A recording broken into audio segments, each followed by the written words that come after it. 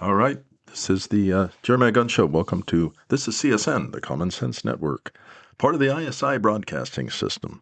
This is Jeremiah Gunn, the Jeremiah Gunn Show. I'm an undocumented expert, Professor No, if you will.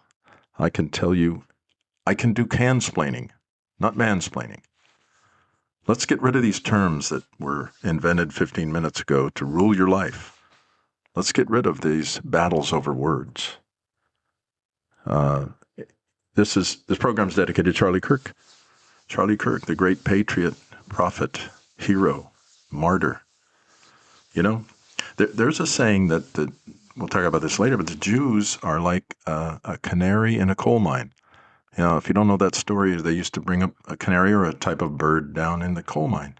They didn't have sophisticated electronic equipment like I used to put in when I would build data centers or server rooms to sense things that are going on in the particular level, at the particulate level. Anyway, so they used a bird. When the bird started to keel over, they said, oh, there's a gas in here that we can't smell.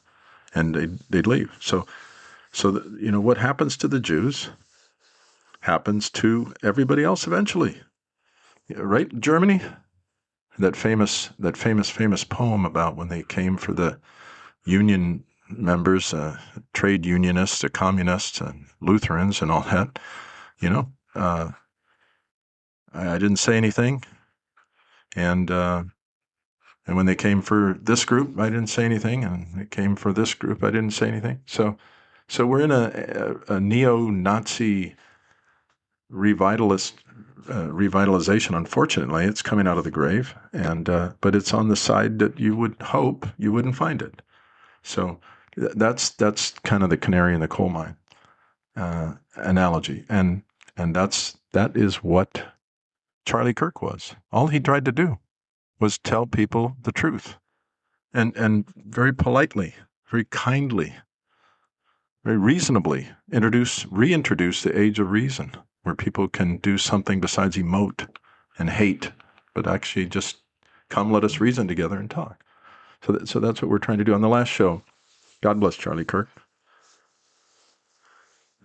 May he be a turning point in America's history, because we're at a tipping point of the slippery slope, and we're going to go down. We're going to go down if we don't fix it. It's simple. This is simple. This is computer logic. It's Boolean algebra. If, then, else. That's how the most basic computer programs started out. When you would code if, then, else. Do this. And if this happens, this variable, this condition, then do something else. It's that simple. There's nothing written anywhere that this country is going to last forever. And shame on all you people that call yourselves Judeo-Christians for saying, oh, well, oh, praise the Lord, it's just hastening his return, or whatever it is you want to say. It's not your country to throw in the trash. Okay? So if you're gonna, don't. That's what Biden and Kamala Cackler, the Cackler in chief, she said that she and Biden both said the same thing. Hey, what's your message to Iran? Don't. Yeah, that worked. That worked about as well as Obla's red line to Syria or whatever, Lebanon, whoever he gave that to. Don't. There's a red line. They cross the red line, and you go, oh, gee, let me go ask George Soros what to do now. Anyway, so the last show we were talking about how awfuls, even good ones. There's some great people. There's some fine people on both sides, unfortunately. Unfortunately, the fine people, the awfuls, are being useful idiots for the enemy. So, they can't, I got to tell you, I flew on a plane right after 9/11. And, I told my boss, I'm a little uncomfortable about this, but I want you to know that if anything happens, I had to fly to like D.C. shortly after that. And I said, I just want you to know, he was a former Marine, that if anything happens on that plane, I want you to tell people that we fought, because we're going to fight. We're not going to go down. And he said, I know. But, so I called my wife from the airplane. And I told her, I said, hey, there's this flight attendant. Greg Gutfeld likes to joke that they're all, what did they used to say, the old timers, light in the loafers. They're all like a little bit too effeminate. I'm not going to use the other words that people like to use about such folks. They have an alternative lifestyle. But anyway, how this guy came over. They even make movies about it. Even secular people make movies about male flight attendants, okay? I think you're getting my drift, but so I'm watching this guy interact with me and the other people. Wow. Anyway, and I said to my wife, I said, if anything happens, first thing I'm going to have to do is like shove this guy out of the way because he ain't going to be any help. You talk about sky marshals. I don't think, we don't need people that won't help, okay? And can't. I just knew it. Anyway, that's a bit of an aside. But so we're talking about the awful, very nice, calls themselves Judeo-Christian, but just completely on the wrong side. We were just talking about J6, and they're doing this thing. It's called a discourse regime. I had explained to them why, because no matter where we went with J6, well, you we don't know, we can't know. I said, there's releasing the names of the people that were the plants for the FBI, CIA. Remember I said to her, this beautiful, wonderful, awful, I said, hey, look what the FBI did to parents who went to school boards and said, no, thank you. You work for us. You're not going to do whatever you want to do to take us down. You work for us. And the FBI branded them terrorists. And while there were real terrorists everywhere, from the Boston bomber on to the Middle East, taking a toll, these guys were worried about parents who said, hey, I'd like to kind of have, pretty please, a say in what we do to our children. Socrates said, or Aristotle, one of those boys, said, what we teach to children, we do to society. Of course. Hitler, he might have been the head of the first teachers union. He said, I don't need to worry about the parents. We got the children. They trained the children to turn their parents in. They got a new merit badge when they did that. I mean, this is sick. This is sick. These people are sick. They're our enemies. So I'm talking this awful about it. And no matter what I brought up, I said, there's a video of people pointing out that, hey, what's this chartered bus pulling up with FBI escorts releasing Antifa into the riot, so-called J6, and the plants and all that. Oh, you don't know that. I said, well, we don't know anything. That's why we get back to this idea about jury duty. Yes, Cat Timpf, awfuls, unwitting, unknowing awfuls. We can't know. You can't know. That's why when you're on jury duty, they tell you. But why do you think that you have to flip-flop back and forth between, well, look, you're just in a bubble getting certain information. We're going to talk about that later today. Confirmation bias, so-called. It's a buzzword right now. Well, you're getting sources. You're getting algorithm. Yeah, I wish. But I knew this stuff before Hillsdale started preaching it, or Victor Davis Hanson, or Greg Gutfeld, or Adam Carolla. I already knew it. I just didn't have a platform. And I would tell people at work. I'd tell people at school. I was a coach. But they have to hang on to this thing. Soren Kierkegaard said, there are two ways to be fooled. One is to believe what isn't true. The other is to refuse to accept what is true. Very famous meme of Biden with an actual quote. We choose truth over facts. Yeah, that's correct. Sometimes he stumbled over an acorn like a blind squirrel. He'd say something that was really true. Yeah, you do choose truths over facts. Your truths. Your version of truth over facts. Of course you do. Anyway, that there are two ways to be fooled. One is to believe what isn't true. The other is to refuse to accept what is true. So Scott Adams, brilliant man, brave man. He didn't have a dog in the fight in terms of Judeo-Christian religious values or anything like that, but he just wanted to defend the truth. He wanted to stand up for the truth. So he talked all about election integrity. He was an expert on software. And, this other side, the useful idiots that are just buying the lie from the left, liars, they're like, well, you don't know that. You don't know that. You don't know. Of course, you don't know anything. You don't know any. I said, you never will. Here's the wake-up call. You never will. Pick anything you want. JFK, which is a little bit easier, believe it or not, to kind of think through and solve as a jury member, compared to the walk on the, man landing on the moon. I mean, if you're going to believe, or 9/11 was an inside job, whatever, you're not going to know anything about any of these things. But you have to, when you're on jury duty, they tell you got to be an adult. We expect you. We know you weren't there. We expect you to look at all the facts and make the most reasonable decision you can. There's things like Occam's razor and Gray's law and Hanlon's razor. That was a corollary. I mean, these things that are real simple, basic tenets of philosophy. Yes, of course, you don't know. But like Scott Adams talking about election integrity, he was an expert on software, and he goes, there's 9 million ways that you could cheat.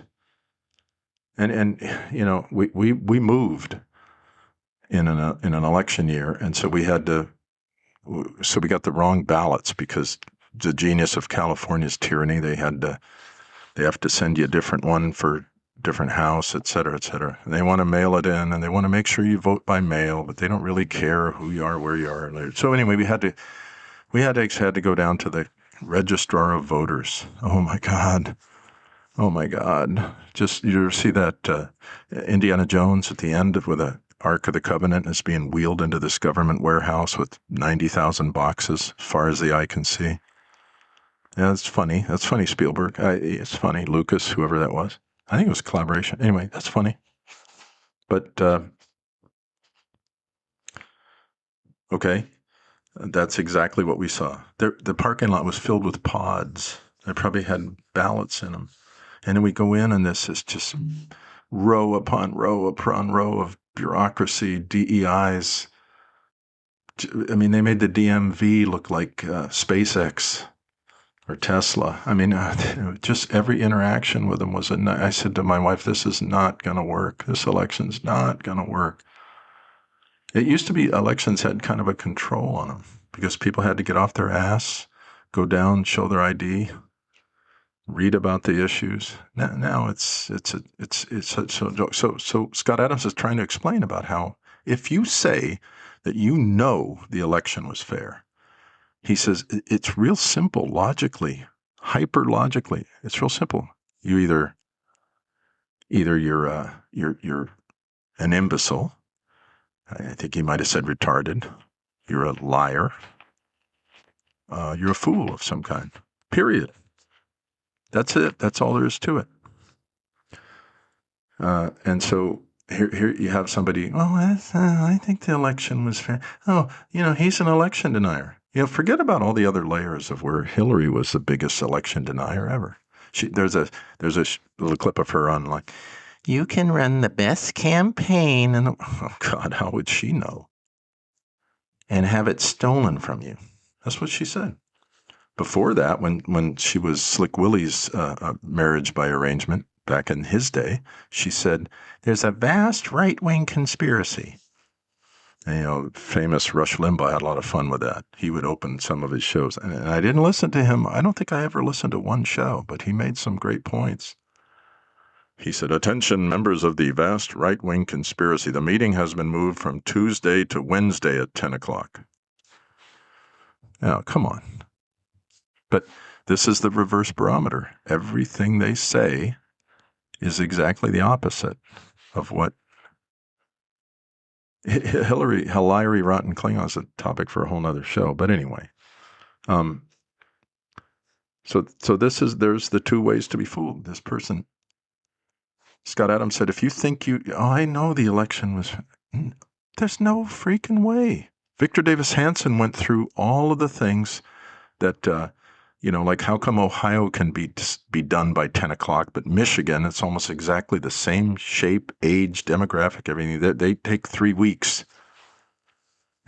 Stuff that happened with the ballots at 3 a.m. and the security camera, but forget all of that.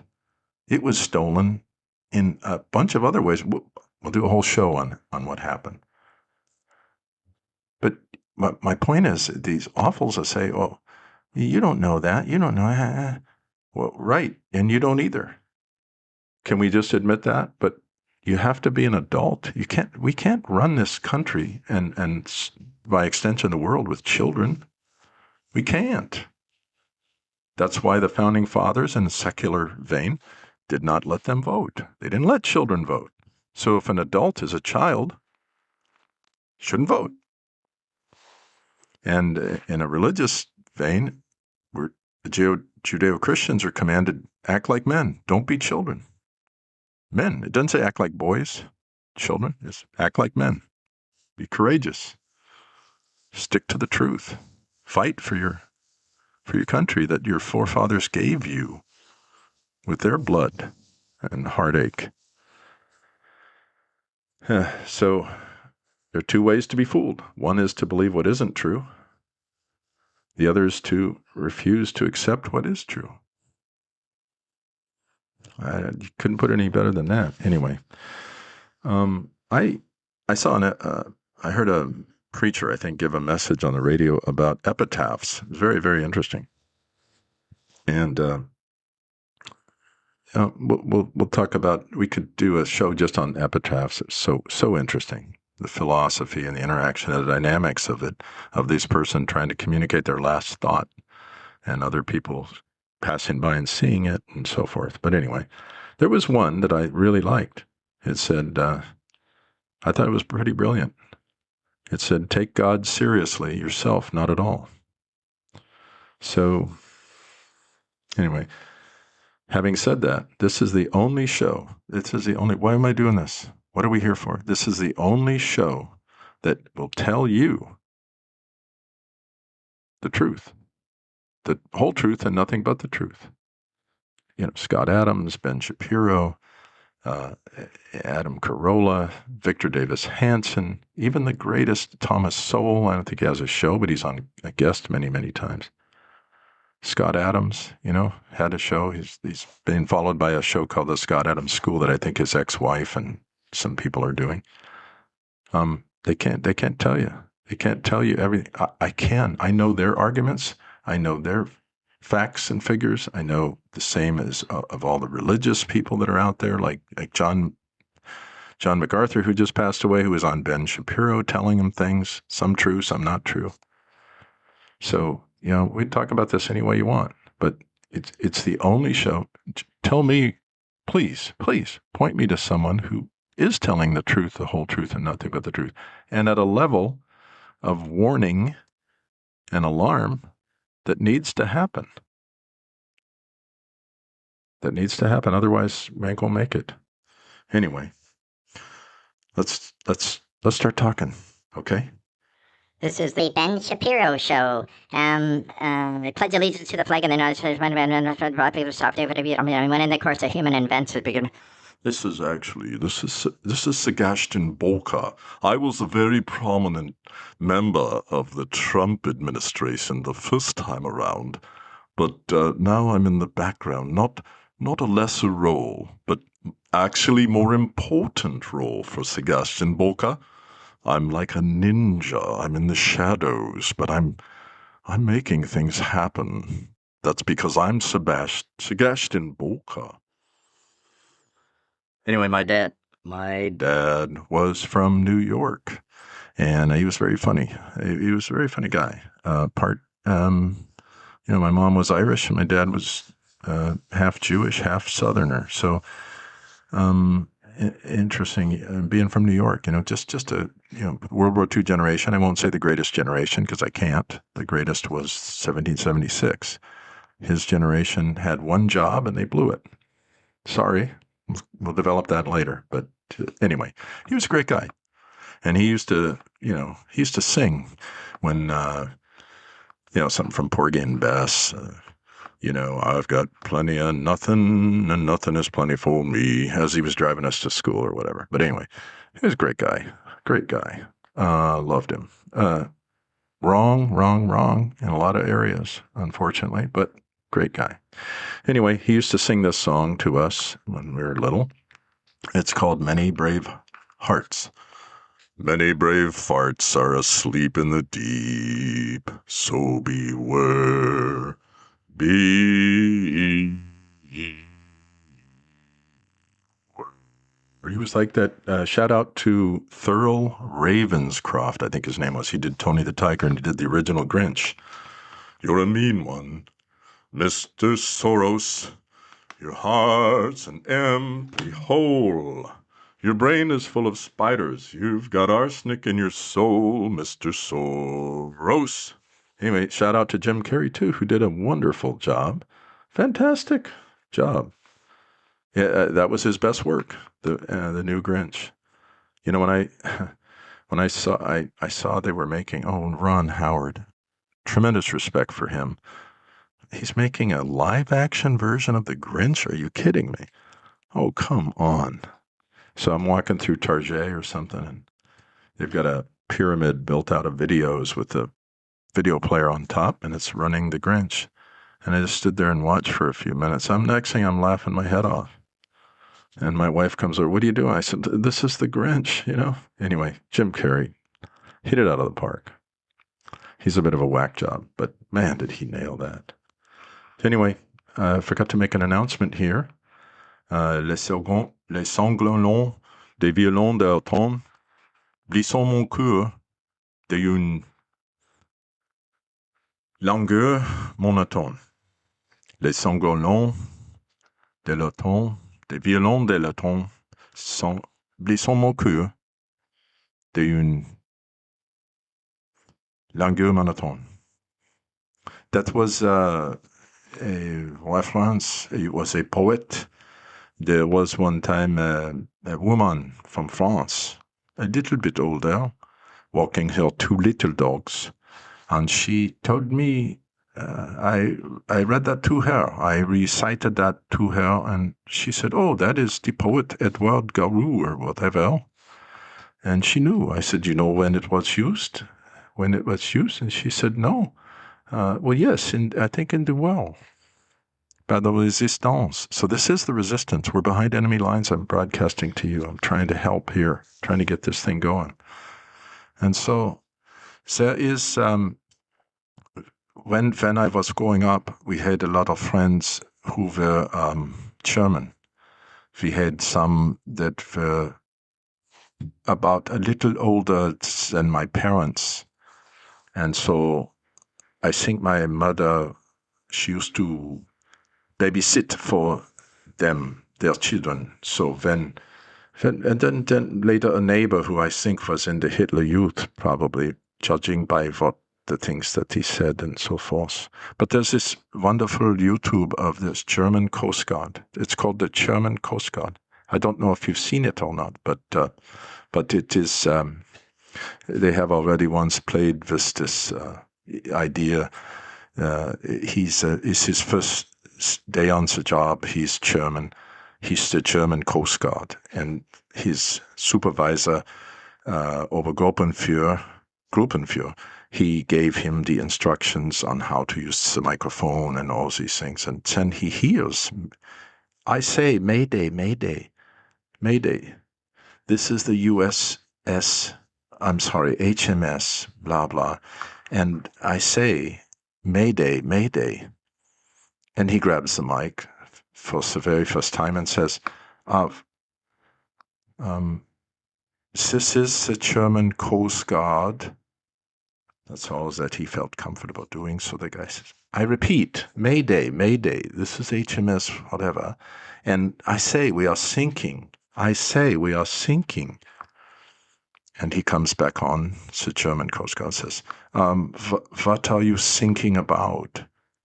So it's very funny. It's very funny. German is, Als ihr geschlafen habt, ist das Flugzeug abgeflogen. Did you know that German is, English came from German?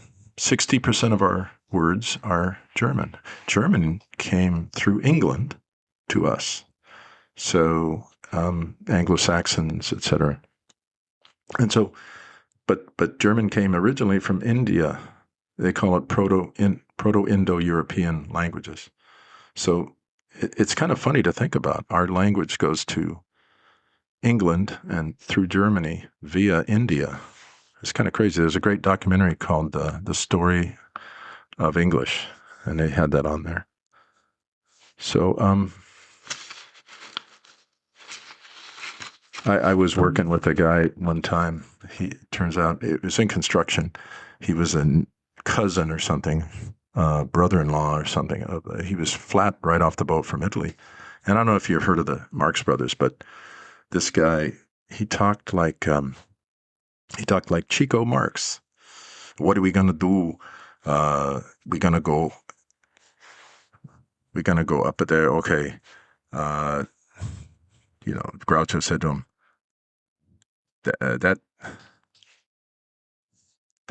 hey, that testimony is irrelevant. He's in a courtroom scene, and he says, no, it's not irrelevant. An elephant is a big animal that lives in a circus, has a long trunk. So anyway, this guy, I'm working with this guy. He had been in demolition. He had done dynamite. He's a real tiny guy, like a jockey. I was big guy, brand new apprentice, or, journeyman, carpenter, kind of apprentice carpenter for this company. And the boss put his brother-in-law with me, and the guy just cracked up. We had to do something that was very, very difficult. We were pulling a garage door spring down. I mean, I could have bench pressed this guy, but he was strong, though he was small. He was small but mighty. Though he be small, he was mighty. But anyway, we're pulling down on this garage door. Have you ever pulled on a garage door spring to get it down to the bottom hook? Well, they're not meant to be pulled. Anyway, we're just getting to the atrophy, like the ATP where our muscles are shaking and everything. And we're almost there. And he says, whatever you do, don't laugh. Well, that did it for me. I mean, I couldn't. Oh, God. He said, when you laugh hard, you lose your strength. But we're almost there. And he says, whatever you do, don't let go. Otherwise, you're going to rip off of my balloons. Then that killed me. So we had to kind of start over. Man, it was funny. So let's talk about something real quick, if we can. I'm going to go through this thing. I'm going to read it as fast as I can.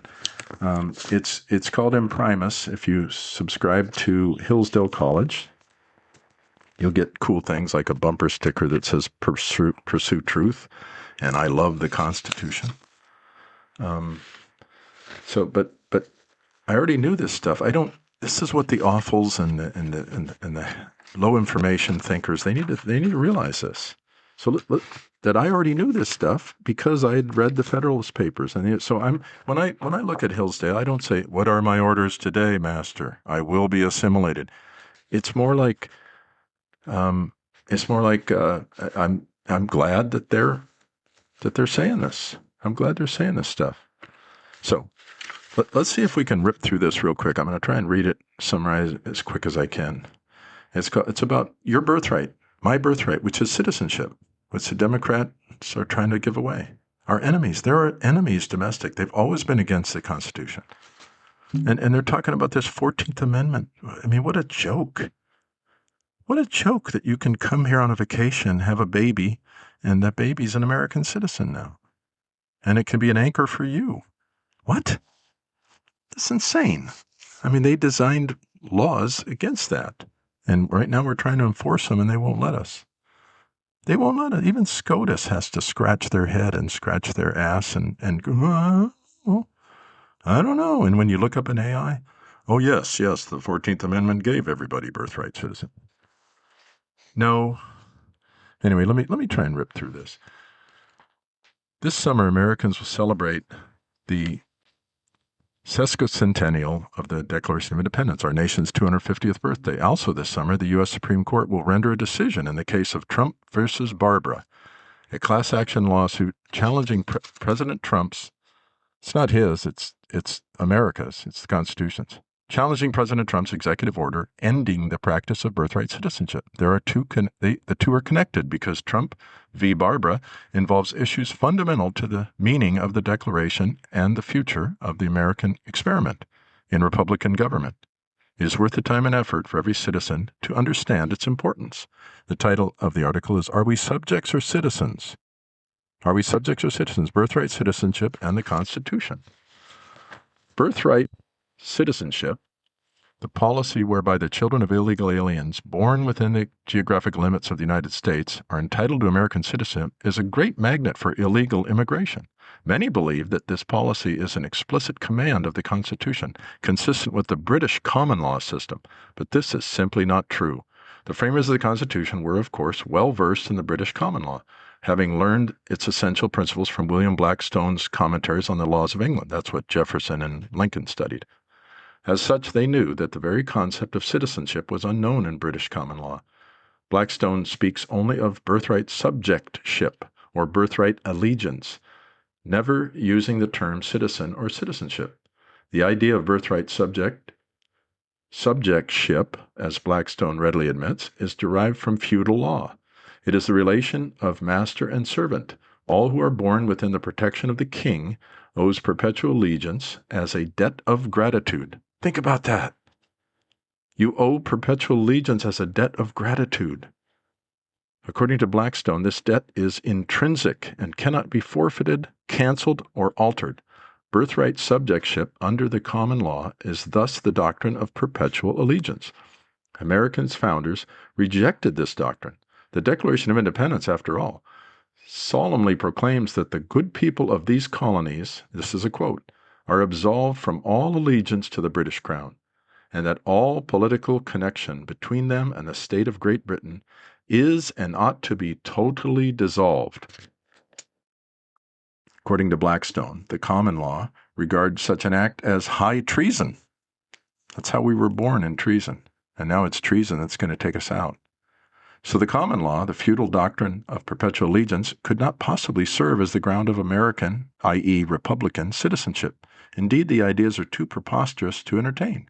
James Wilson, a signer of the Declaration of Independence and a member of the Constitutional Convention as well as a Supreme Court justice, captured the essence of the matter when he remarked, under the Constitution, the United States, there are citizens but no subjects. The transformation of subjects into citizens. How early on was James Wilson? At the founding? Signer of the Declaration of Independence. Under the Constitution of the United States, there are citizens but no subjects.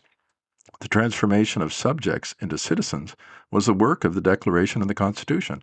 Both are premised on the idea that citizenship is based on the consent of the governed, not the accident of birth. Who is a citizen? Citizenship, of course, does not exist. Excuse me a second.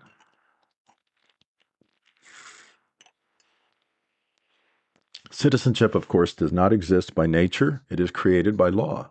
And the identification of citizens has always been considered an essential aspect of sovereignty. After all, the founders of a new nation are not born citizens of the new nation they create. Indeed, this is true of all citizens of a new nation. They are not born into it, but rather become citizens by law. They become citizens by law. Although the Constitution of 1787 mentioned citizens, it did not define citizenship. It was not until 1868, with the ratification of the 14th Amendment, that the Republicans, this is me talking, the Republicans created in order to keep the Democrats from keeping their slaves on the plantation. Hello? It was for slavery.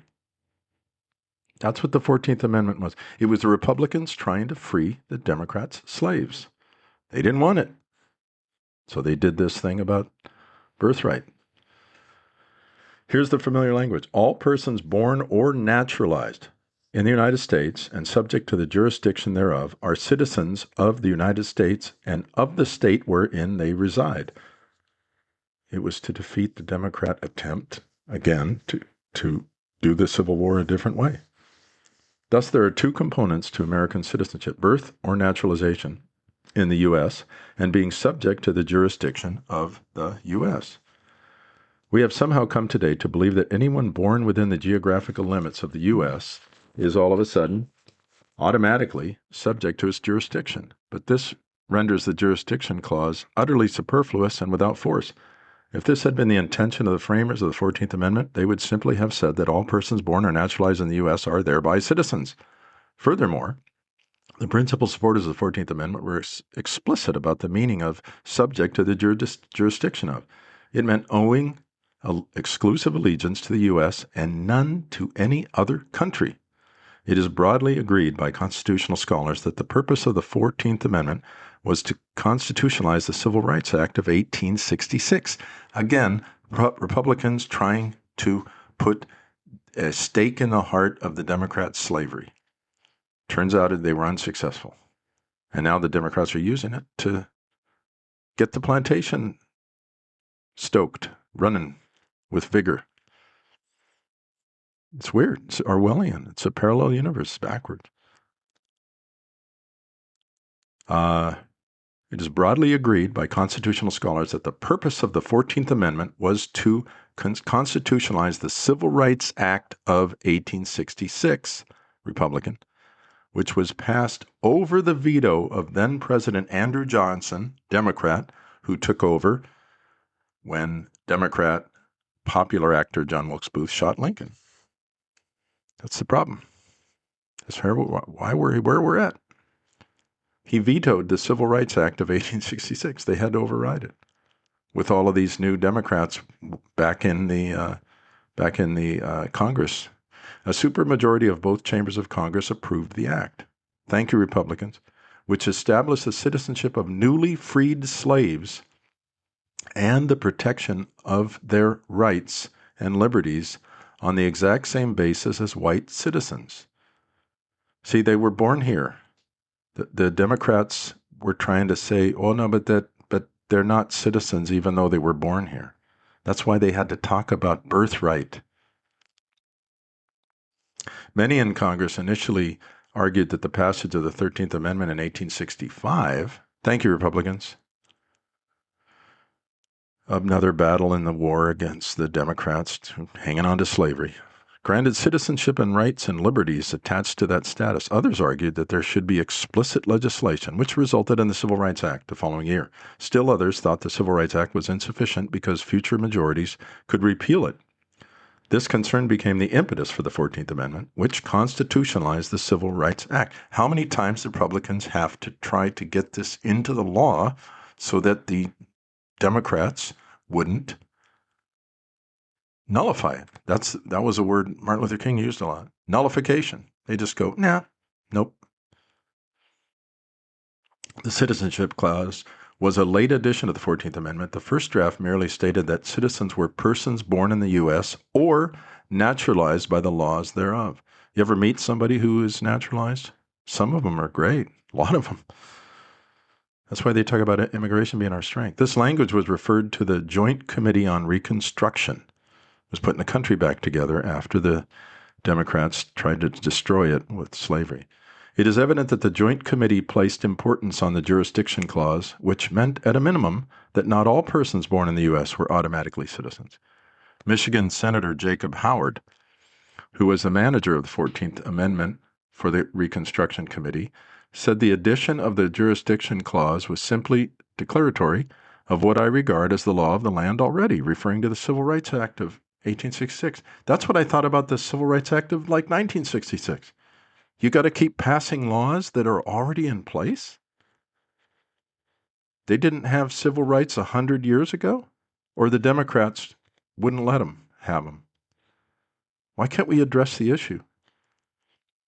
In agreeing that the law of the land meant that subject to the jurisdiction connoted complete jurisdiction. In other words, not owing allegiance to anyone else. If you're going to be a dual citizen, say Canada and here, England and here, you're going to have more loyalty to them or us? Us being U.S. Remember that. Every time I say us, it's United States. Under Section 5 of the 14th Amendment, Congress has the power to define by appropriate legislation who is subject to the jurisdiction of the U.S. Indeed, during debate over the amendment, Senator Howard, the author of the Citizenship Clause, attempted to assure skeptical colleagues that the new language was not intended to make citizens of the Indians. Remember them? Although the Indians were born within the United States geographical limits, Howard steadfastly maintained that they were not subject to the nation's jurisdiction because they owed allegiance to their tribes. I just saw Ben Bankus do a shtick on this up in Canada. They're saying we're not part of Canada, and then somebody says something to him, and they go, "Oh, you just violated the Canadian code." He goes, "I thought you weren't part of it." Persons born in the United States who are foreigners, aliens, or who belong to the families of ambassadors or foreign ministers. You don't have to be a member of the family of ambassadors or foreign ministers to get the point that was trying to say just being born here, don't get it. Thus, subject to the jurisdiction does not simply mean it is, as is commonly thought today, subject to American laws or American courts. It means owing exclusive political allegiance to the United States. Consider as well that in 1868, the year the 14th Amendment was ratified, Congress passed the Expatriation Act. This act permitted American citizens to renounce their allegiance and alienate or abandon their citizenship, supported by Senator Howard and other leading architects of the 14th Amendment. The Expatriation Act characterized the right of expatriation as a natural and inherent right of all people, indispensable to the enjoyment of the rights, liberty, and the pursuit of happiness. Like the idea of citizenship, this right of expatriation is wholly incompatible with the British common law understanding of perpetual allegiance and subjectship. The old feudal doctrine, stated by Blackstone and adopted as part of the common law of England, is not only at war with the theory of our institutions, but is equally at war with every principle of justice and of sound public law.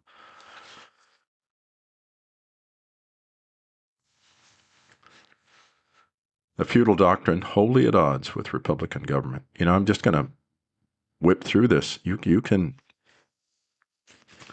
find this online if you go to Hillsdale. Yeah, I need to put the link in there or whatever, but let's just kind of get through some of these here. There was this thing called the Wong Kim Ark case. Contrary to claims made by defenders of birthright citizenship, there is no Supreme Court decision squarely holding that children of illegal aliens are automatically citizens of the United States.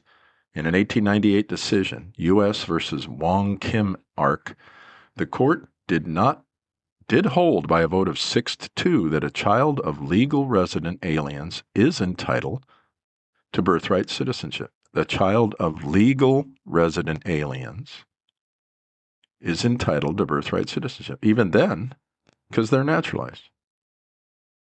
Well, even then, the Wong Kim Ark decision was based on the mistaken premise that the 14th Amendment adopted the British common law of subjectship.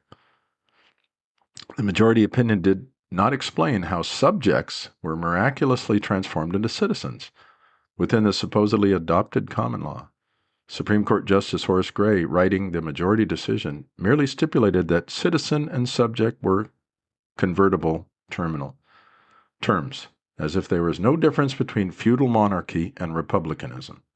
Indeed, Chief Justice Melville Fuller wrote a powerful dissent arguing that the idea of birthright citizenship had been repealed by the American Revolution and the principles of the Declaration of Independence. Hello? You see, the SCOTUS is not only hit and miss, but they've lost the game in the bottom of the ninth and in the first inning too many times. Repeal of the current policy of birthright citizenship for the children of illegal aliens would not require a constitutional amendment. We have seen the framers of the 14th Amendment agreed that Indians were not subject to jurisdiction of the United States. Finally, in 1923, there was a universal offer to all tribes. Any Indian who consented could become an American. They have to consent. The citizenship was based on reciprocal consent, an offer on the part of the U.S. and acceptance on the part of the individual. Thus, Congress used its legislative powers under the 14th Amendment to determine who was within the jurisdiction of the U.S. I'm going to just summarize some of the key points here. We recall that the framers of the 14th Amendment specified that those who are naturalized citizens owe exclusive allegiance to the U.S. to be included within its jurisdiction.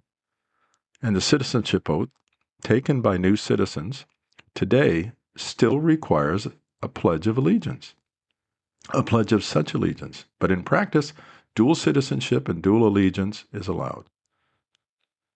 This is a sign of the decline of American citizenship and of America as a nation state. Victor Davis Hanson's book, what is it called? One of his more recent books, The Dying Citizen.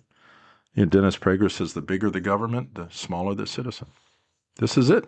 It's a battle between tyranny and Republican liberty.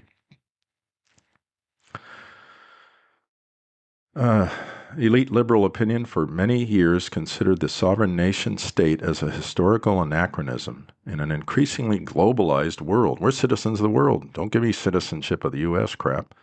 We are assured that human dignity adheres to the individual and does not require the mediation of the nation state. Borders, language, culture is what makes up a country. Tear them all away, and what do you got? You got a country? No. In this new universe of international norms, demands on the part of the nation state to exclusive allegiance or for assimilation, oh no, not that. They violate universal personhood. In such a universe, citizenship will become superfluous or even dangerous. Okay, be a citizen of the world, but not a citizen of here. We must constantly remind ourselves, however, that the historical fact that constitutional democracy has existed only in the nation state and that the demise of the nation state, aren't they always crying about democracy? Will almost certainly mean the demise of the constitutional democracy. So, the child can see this, but politicians and SCOTUS members who devoted their whole life to it can't. Thank you.